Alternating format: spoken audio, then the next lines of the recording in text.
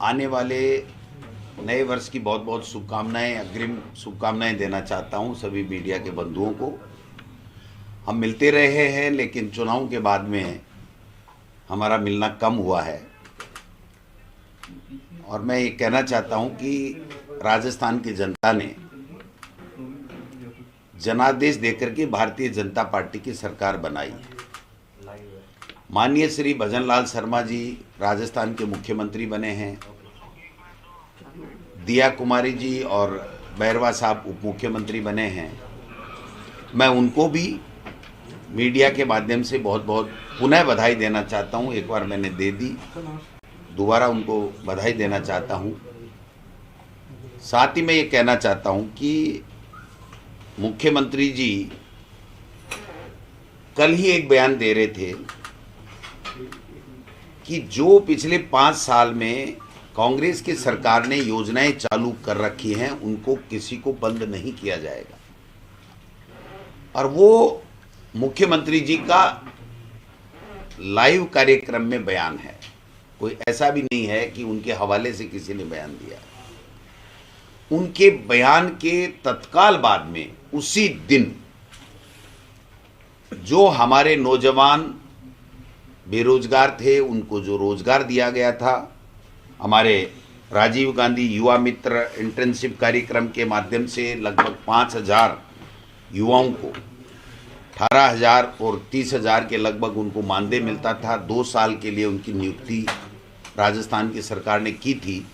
कुछ को 2024 में नियुक्ति 2,500 के लगभग को पूरी होने वाली थी और 2,500 की तो नियुक्ति अभी कुछ ही दिन पहले हुई थी। उनका तो 1.5 साल से भी ज़्यादा का समय शेष था, जो ऑर्डर राजस्थान की कांग्रेस की सरकार ने दिया था। लेकिन कल एक फरमान निकला है 25/12 को कि राज्य में वर्ष 2021-22 में संचालित किए जा रहे राजीव गांधी युवा मित्र इंटर्नशिप कार्यक्रम को 31 दिसंबर 2023 से तुरंत प्रभाव से समाप्त किया जाता है। हम माननीय मुख्यमंत्री जी से पूछना चाहते हैं कि आपकी कथनी और करनी में फर्क क्यों है? आपने कल ही कहा था कि कोई योजना बंद नहीं होने वाली है, उनको और ज्यादा मजबूत और सशक्त किया जाएगा। आपने तत्काल आते ही 5,000 नौजवानों को बेरोजगार कर दिया, उनको दर दर की ठोकरें खाने के लिए मजबूर कर दिया। उनका घर का खर्चा कैसे चलेगा, परिवार का बच्चों का पालन पोषण कैसे होगा, इस बात के बारे में आपको तनिक भी चिंता नहीं हुई। आपके पास दिल्ली से फरमान आया कि राजीव गांधी के नाम से जो भी कोई योजना है उसको तत्काल बंद कर दिया जाए। आप नाम चेंज कर सकते थे, स्वर्गीय अटल बिहारी वाजपेयी जी का नाम रख देते और कोई पंडित दीनदयाल उपाध्याय जी का नाम रख देते, या आपको जो अच्छा लग रहा था वो नाम रख देते। लेकिन इन नौजवानों के साथ में आपने ये नई साल के आते आते क्रूर मजाक क्यों किया? क्यों आपने उनके ऊपर ये कैंची चलाई? समझ से परे। हमारी कांग्रेस और भारतीय जनता पार्टी में यही फर्क है। ये जो विद्यार्थी मित्र थे बीजेपी में लगे थे, हमने इनको फिर आगे बढ़ाया था। फिर ये ग्राम पंचायत सहायक दोबारा बीजेपी की सरकार आई तो हमने इनको फिर आगे बढ़ाने का काम किया। और आखिरी में हमने, आपने देखा होगा कि रूल्स बना लिए और रूल्स बना करके Rajasthan contractual hiring to civil post rules बनाए और शिक्षाकर्मी, ग्राम पंचायत सहायक, पैरा टीचर, दूसरे डिपार्टमेंट के जो मदरसा पैरा टीचर या जो चिकित्सा विभाग के, उन सबको नाम चेंज करके उनको स्थायी करने का मार्ग प्रशस्त किया और 18,500 रुपये और 10,400 रुपये से उसकी वेतन की शुरुआत की, जबकि इनको 8,000 रुपये के लगभग मिलता था। अब इनको इजी वे में कोई नहीं निकाल सकता। इनको आगे चल कर के 30,000 या 32,000 रुपये के लगभग पैसा मिलेगा। तो आप भी तो इनका नाम चेंज करके इस तरीके से, ये जो आज Rajasthan contractual hiring to civil post rules है, ये एग्जिस्ट कर रहा है, ये समाप्त नहीं हुआ है। ये कानून बन चुका है, नियम बन चुके हैं और राजस्थान की विधानसभा ने मेज थपथपा करके इसको स्वीकृति दी है। तो इसके अंदर आपको डालने में क्या दिक्कत थी, आपको ये काम क्यों नहीं किया, समझ से परे है। लेकिन जैसा चर्चा चल पड़ी है 20, 21, 22 दिन में ही कि मुख्यमंत्री जी स्वयं के विवेक से निर्णय नहीं लेकर के कहीं न कहीं से गाइड हो रहे हैं। मैं कहना चाहूँगा माननीय मुख्यमंत्री जी, मुख्यमंत्री होता है, आपको हाईकमान ने बनाया है, राजस्थान की जनता ने भारतीय जनता पार्टी को जनादेश दिया है। आप इन बेरोजगारों के साथ में इस तरीके का व्यवहार मत कीजिए, इनकी रोजी रोटी को आप मत छीनिए, ये मैं निवेदन करना चाहता हूँ। अभी सरकार जब आई तो बहुत बड़े बातें की गई, चुनाव में भी बहुत माहौल बनाया गया कि साहब अपराध बहुत बड़े पिछले 5 साल में और पता नहीं क्या क्या हम पे तोहमत लगाई गई। आज मैं पूछना चाहता हूँ, दर्जनों घटनाएं हैं अपराध की और एक तो ताज़ा घटना है जो रातूसर तहसील भानीपुरा विधानसभा क्षेत्र तारानगर, उसमें एक दलित मृतक कन्हैया लाल पुत्र इम्मी चंद जाति मेघवाल और उसके साथ जो घायल हुआ है गंगाराम पुत्र भंवलाल जाति मेघवाल, उसके साथ में कितने लोगों ने मिलकर के किस प्रकार से मारा पीटी की है, उसका वीडियो आपके मीडिया के पास मौजूद होगा। आज की तारीख में भी मुख्य मुलजिम नहीं पकड़े गए। जो घायल है, इंजर्ड है, वो जो बयान दे रहा है, जिन जिन लोगों के नाम बता रहा है और जो वहाँ पर संघर्ष समिति न्याय दिलाने के लिए बनी हुई है, वो जन संघर्ष समिति सरदार शहर जिला चूरू जो उपखंड अधिकारी को ज्ञापन दे रही है, कल की तारीख में उन्होंने ज्ञापन दिया है, उसमें बाकायदा नामों का मेंशन किया गया है कि ये लोग हैं जिन्होंने इसकी एक दलित परिवार की, दलित व्यक्ति की हत्या की है बेरहमी से पीट कर। क्या है ये? मजाक बन के रह गया। आज 25 दिन बाद में भी इनसे मंत्रिमंडल नहीं बना, सीएमओ में अधिकारी नहीं लगे, सारे के सारे ब्यूरोक्रेट्स हाथ पे हाथ धरे बैठे हैं, अपनी लाइजनिंग कर रहे हैं अच्छी पोस्टें पाने के लिए। कोई दिल्ली की भाग दौड़ कर रहा है, कोई किसी नेता के पास जा रहा है, किसी मुख्यमंत्री जी से संपर्क कर रहा है, कोई हारे हुए जनप्रतिनिधि जो पहले थे उनसे भी संपर्क कर रहा है, ऐसा भी सुनने में आया है। अब इसको कौन चलाएगा, सीएमओ को और सरकार को कौन चलाएगा, ये 25 दिन बाद में भी समझ से परे है। राजस्थान की जनता अपने आप को ठगा सा महसूस कर रही है कि ये हो क्या रहा है, ये मंत्रिमंडल बन क्यों नहीं रहा, किसने अंगद का पैर लगा करके इसको रोक रखा है, ये समझ से परे है। मुख्यमंत्री जी स्वयं कहते हैं जल्दी हो जाएगा, तो जल्दी का मतलब 5 साल माने, 12 महीने माने, 6 महीने माने, नया साल माने, क्या माने, उनको क्लियर करना चाहिए। अपराध के ऊपर अंकुश लगाना चाहिए। जो 100 दिन की कार्य योजना बनाने की इन्होंने शुरुआत दूसरे दिन ही बात की थी, मुख्यमंत्री बनते ही एक भी विभाग की कार्य योजना 100 दिन की नहीं बनी है। ये 100 दिन की कार्य योजना बनते बनते 100 दिन पूरे हो जाएंगे और ये नहीं हो कहीं मंत्रिमंडल बनते बनते और मंत्रालय मिलते मिलते भी 100 दिन पूरे हो जाए। ये भी अब लोग बाग जो है चर्चा करने लग गए हैं, चाय की थड़ी पे चर्चा हो रही है कि भाई ये हुआ क्या, ये नया प्रयोग मोदी जी ने और नड्डा जी ने, अमित शाह जी ने किया, तो क्या ये नया प्रयोग ये भी कर सकते हैं कि मंत्रिमंडल बनाए ही नहीं, भजन लाल जी से चलाते रहें, ये भी नया प्रयोग कर सकते हैं।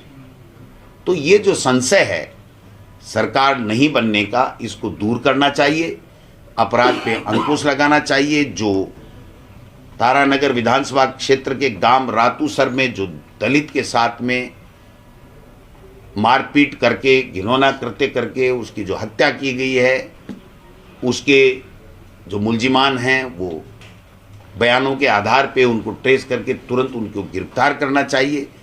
और जो राजीव गांधी जो हमारी युवा मित्र इंटर्नशिप कार्यक्रम है, इसको इनको पुनः चालू करके नाम कारण वो चाहें तो चेंज कर दें, लेकिन इन नौजवानों को वो बेरोजगार नहीं करें। ये मैं माननीय मुख्यमंत्री जी से, क्योंकि सरकार तो अभी पूरी बनी नहीं, तो मुख्यमंत्री जी से आग्रह करूंगा, बन जाएगी तो फिर संबंधित जो भी मंत्री होगा उससे भी हम रिक्वेस्ट करेंगे। अधिकारियों से मेरी बात हुई, वो कुछ भी कहने को तैयार नहीं है, मुस्करा के एक ही बात कहते हैं, देखो साहब नया प्रयोग हुआ है, क्या होता है, किसको क्या जिम्मेदारी मिलती है, कौन मंत्री आता है, उसके बाद में हम लोग जहां हमारी पोस्टिंग होगी फिर हम चर्चा कर पाएंगे, कोई जवाब दे पाएंगे। एक तरीके से जिस रामराज के लिए इन्होंने वोट मांगे थे, वो रामराज कब आएगा मुझे पता नहीं, लेकिन अपराध भी बढ़ रहे हैं, कोई जवाबदेही भी नहीं है, नौजवानों को छला जा रहा है, और सब में इतने जल्दी नौजवानों में इतनी जल्दी आक्रोश आ गया, ये किसी ने कल्पना तक नहीं की थी। इसलिए मुख्यमंत्री जी को इन सब बातों के ऊपर संज्ञान लेना चाहिए। एक तीसरी बात मैं कहना चाहता हूं कि हमारी पार्टी ने एक अभियान चला रखा है, देश के लिए दान करें, और उसके अंतर्गत जो कार्यक्रम चल रहा है उसमें 1,38,000 या इससे अधिक इसी गुणांक में, या 13,800 या 138 रुपये का दान ऑनलाइन ऐप के माध्यम से करने के लिए रिक्वेस्ट हमने हमारे कार्यकर्ताओं से किया है। मैं राजस्थान के तमाम कार्यकर्ताओं को इस बात के लिए तो धन्यवाद देना चाहता हूं मीडिया के माध्यम से कि हम सभी राज्यों में नंबर 2 पे हैं, लेकिन मैं आज आपके माध्यम से राजस्थान के तमाम नेता कार्यकर्ताओं को आग्रह करना चाहता हूं, सभी जिला अध्यक्ष, ब्लॉक अध्यक्ष, मंडल अध्यक्ष, विधायक, पार्टी के सभी पदाधिकारी नीचे से लेकर ऊपर तक सबसे आग्रह करना चाहता हूं कि इसमें बढ़ चढ़ करके हिस्सा लें, ज़्यादा से ज़्यादा लोगों को जोड़ें, और ये जो तानाशाह सरकार चल रही है, जो देश में जो वातावरण जिस प्रकार का पैदा कर रखा है, उससे निजात पाने के लिए कांग्रेस पार्टी को मजबूत बनाएं, जिसने देश को आज़ादी की लड़ाई भी लड़ी, और आज स्वर्णिम भारत जो हम बोल रहे हैं, वो स्वर्णिम भारत ये 9 साल में 9.5 साल में नहीं बना है। सभी पहले के तमाम सरकारों ने, प्रधानमंत्रियों ने, नेताओं ने, महापुरुषों ने, सबने इस यज्ञ में आहुति दी है और उससे बना हुआ है। तो मेहरबानी करके सभी लोगों से अपील है कि इस कांग्रेस पार्टी को मजबूत करने के लिए, देश को बचाने के लिए, देश के लिए दान करें। जो हमारा कांग्रेस का अभियान चल रहा है उसमें ज़्यादा से ज़्यादा सहयोग करें और नंबर 1 राजस्थान बने, ये मैं कांग्रेस के कार्यकर्ताओं से आपके माध्यम से आग्रह करना चाहता हूँ। सर, एक आप बोल रहे हैं कि मंत्री और नेता प्रतिपक्ष का रोल 19 तारीख से शुरू होता है। मैं आपको पूरा विश्वास दिलाना चाहता हूं कि राजस्थान की विधानसभा जिस दिन शुरू होगी उससे पहले नेता प्रतिपक्ष का चयन होकर के बाकायदा वो काम करना चालू कर देगा। आप भी क्या कोई नया प्रयोग करें नेता के रूप में, कोई नए चुने हुए विधायकों को जिम्मेदारी? हमारे यहाँ पार्टी आला कमान सबसे चर्चा करके और जो उनको ठीक लगता है, उचित लगता है, पार्टी हित में लगता है, वो जिम्मेदारी उस कार्यकर्ता को देते हैं और वही जिम्मेदारी वो कार्यकर्ता वहन करता है।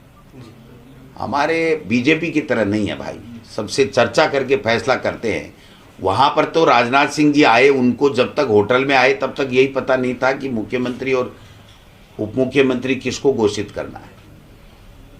तो ये सस्पेंस जो है ये भारतीय जनता पार्टी में हमारे यहाँ चर्चा होती है। और आपने देखा होगा कि सभी राज्यों से खड़गे साहब, राहुल गांधी जी और तमाम हमारे जो पार्टी के वरिष्ठ लीडर हैं वो चर्चा कर रहे हैं। माननीय अशोक गहलोत साहब को अलायंस की जिम्मेदारी दी गई है, माननीय सचिन पायलट जी को CWC मेंबर के साथ साथ जनरल सेक्रेटरी और हमारे छत्तीसगढ़ का प्रभारी बनाया गया है।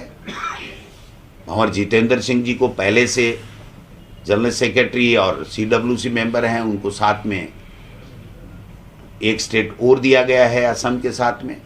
मोहन प्रकाश जी को भी प्रभारी बनाया गया है। तो मैं समझता हूं कि सबको जिम्मेदारी दे रहे हैं। और रंधावा साहब हमारे पुनः वही कंटिन्यू करेंगे, उनको भी पुनः राजस्थान के प्रभारी की जिम्मेदारी दी गई है। तो मैं इन सब लोगों को भी मेरी ओर से भी बधाई देना चाहता हूं और हम इतना कहना चाहेंगे कि कांग्रेस पार्टी में सबसे चर्चा करके और उसके बाद में निर्णय होता है और उस निर्णय पे हम सब लोग अमल करते हैं। सतीश पूनिया ने, जो कि भाजपा के पूर्व प्रदेश अध्यक्ष नहीं हो पाया है, तो सतीश पूनिया ने कहा है कि उनको कोई नैतिक अधिकार नहीं है ऐसा कहने का। अशोक गहलोत, सतीश पूनिया जी को उनकी पार्टी में, अपनी पार्टी में ये सलाह देनी चाहिए कि ये ठीक नहीं है, ये ठीक नहीं है कि लोगों ने मत दे दिया और आप सरकार नहीं बना पा रहे हो, एक तरीके से मंत्रिमंडल नहीं बना पा रहे हो, ब्यूरोक्रेसी को जो जिम्मेदारी देनी चाहिए वो नहीं दे रहे हो, क्योंकि सबको पता है कि अधिकतर का ट्रांसफर चाहे सीनियर हो चाहे जूनियर हो सबका इधर उधर होना है। वो अपने विभाग में इंटरेस्ट नहीं ले रहे हैं, तो सफर कौन कर रहा है? राजस्थान की जनता कर रही है, न कि मोदी जी और अमित शाह जी। और तो ये आप समझिए कि उनको हमको सलाह देने के बजाय हम तो हमारा काम चला लेंगे भाई। सरकार भी हमने अच्छी चलाई, अच्छी योजनाएं लेकर के आए, आप सब इस बात के गवाह हैं। आप सब लोगों में से एक ही बात निकलती थी कि साहब काम तो शानदार हुए, विकास अच्छे हुए, योजनाएं अच्छी थी। ठीक है, जनता का आशीर्वाद था, उनको मिल गया। हम प्रतिपक्ष में आ गए, प्रतिपक्ष में भी ऐसा गोटा घुमाएंगे, ऐसा गोटा घुमाएंगे कि इनको छट्टी का दूध याद दिला देंगे, क्योंकि ये तो उल्टे सुल्टे फैसले करेंगे। जनहित के फैसले इनकी फितरत में है ही नहीं, इनकी डिक्शनरी में जनहित के फैसले करना है ही नहीं, जिसका नमूना आपने देखा होगा। कल ही मुख्यमंत्री ये कह रहे हैं कि कोई योजना बंद नहीं होगी और ये 5000 नौजवानों को सड़क पे ला दिया, उनके रोजी रोटी छीन ली। और जो अपराध बढ़ रहे हैं उस पर कोई अंकुश नहीं है, किसी तरह की कोई बात नहीं हो रही है, कोई विभाग काम नहीं कर रहा है, किसी को पेमेंट नहीं मिल रहा है। सड़कें बनी हैं, बन रही हैं, ठेकेदारों को पेमेंट नहीं है। जो चिरंजीवी योजना है उसमें इलाज कराने जाता है, उसका कोई इलाज नहीं हो रहा है। जो RGHS है, स्कीम है सरकारी कर्मचारियों की, उसके लिए नहीं हो रहा है। जो OPS स्कीम है उसमें लोगों में ये है कि अब क्या होगा, क्या मैं 31 दिसंबर को रिटायर होने वाला हूं तो क्या मुझे मिलेगी नहीं मिलेगी, इसके बारे में कोई क्लियरिफिकेशन इनकी तरफ से नहीं है। तो न किसी योजना के बारे में चर्चा है, न कोई काम के बारे में चर्चा है। और उप मुख्यमंत्री दोनों को तो अभी पोर्टफोलियो नहीं मिला, तो उनसे तो हम बात भी क्या करें। अभी तो सारे के सारे अधिकार माननीय मुख्यमंत्री जी के पास में केंद्रित हैं। अब मुख्यमंत्री जी की कब जबान फिसल जाए, कब उनकी कलम फिसल जाए, किसी को कोई पता नहीं है। सर ये कैसा राइट टू हेल्थ बिल लेके आ गए सर? चिरंजीवी में 5 लाख का भी इलाज नहीं कर रहे। यही तो बात है ना, आयुष्मान है कहाँ? आज की तारीख में जो योजना है और 2024 तक है, उसको आप या तो ख़त्म करके दूसरी कोई लॉन्च करो या फिर उसको कंटिन्यू करो, उसका लाभ लोगों को मिलना चाहिए, वो मिले। तो ये कुछ कोई जवाबदारी किसी की है ही नहीं भाई साहब। कोई चर्चा करने को ही तैयार नहीं, जनता पिस रही है, तकलीफ पा रही है, हॉस्पिटल में जा के आंसू बहा रही है, कह रही है भाई हमारा इलाज कौन करेगा, कैसे करेगा, कोई अता पता नहीं, कोई जवाब देने वाला नहीं। यही तो विडंबना है। टेंडरों पे रोक लगा दी सब पे और काम सारे काम रोक दो, पैसे तो वर्क ऑर्डर हो गया तो काम चालू नहीं हुआ तो वर्क ऑर्डर रोक दो। ये हमने तो पहली बार देखा है भाई साहब। जो भी सरकार आती है, चाहे हमारी आई चाहे पहले बीजेपी की आई, 6 महीने के आखिरी के कामों की समीक्षा की गई थी और समीक्षा के उपरांत जो कार्य चालू रखने उन्होंने उचित पाए गए वो चालू रहे, और नहीं तो उनको रोकना था तो वो रोका। लेकिन ऐसा आदेश हमने तो पहली बार, अस्थायी CMO में अफसर सारे के सारे काम, पेमेंट, वर्क ऑर्डर सब कुछ रोक दिए जाए, रोजगार प्राप्त युवाओं को बेरोजगार कर दिया जाए, मंत्रिमंडल का गठन नहीं किया जाए, विधानसभा अध्यक्ष का मुहूर्त है उसको लेट कर दिया जाए। अब ये क्या